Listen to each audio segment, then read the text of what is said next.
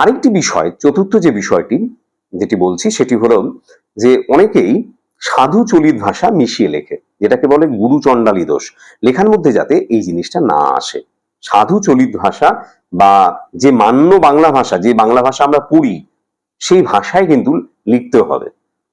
অর্থাৎ সেই ক্ষেত্রে কিন্তু সচেতন থাকতে হবে, না হলে কিন্তু একদমই খারাপ হবে, খুবই খারাপ হবে, নাম্বার কিন্তু কম আসবে। সেই দিকে খেয়াল রাখতে হবে।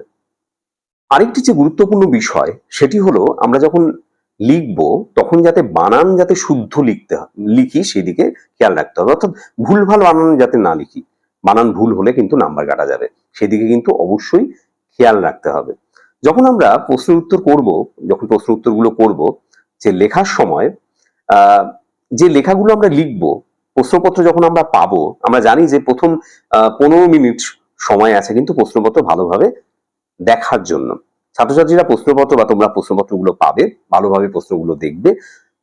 সংক্ষিপ্ত প্রশ্ন অর্থাৎ এমসিকিউ এসিকিউ তোমাদের সবগুলো অ্যাটেন্ড করতে হবে, কিন্তু বড় প্রশ্ন যেগুলো রয়েছে সেই বড় প্রশ্নের ক্ষেত্রে তোমরা আগে সিলেক্ট করে নেবে যে কোন বড় প্রশ্নগুলো তোমরা লিখবে।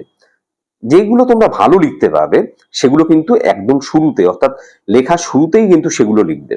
কারণ প্রথমে যেগুলো ভালো পারবে, যেগুলো ভালো লিখলে, সুন্দরভাবে লিখলে, সুন্দর হস্তাক্ষরে লিখলে, যিনি পরীক্ষক তিনি যখন খাতাটা দেখবেন তখন তার প্রথম লেখাগুলো তিনি কিন্তু ভালোভাবে পড়বেন। সব লেখাই তিনি পড়বেন, কিন্তু প্রথম লেখাগুলো যখন ভালোভাবে পড়বেন তোমার সম্বন্ধে কিন্তু তার একটা সুন্দর ধারণা তৈরি হবে। অর্থাৎ প্রথম যে ইমপ্রেশন তৈরি হবে সেটা কিন্তু খুব ভালো তৈরি হবে, এবং ভালো এই ইমপ্রেশন তৈরির জন্য তিনি কিন্তু পরবর্তী লেখাগুলোকে সে একই রকম ভাবেই কিন্তু ট্রিট করবেন।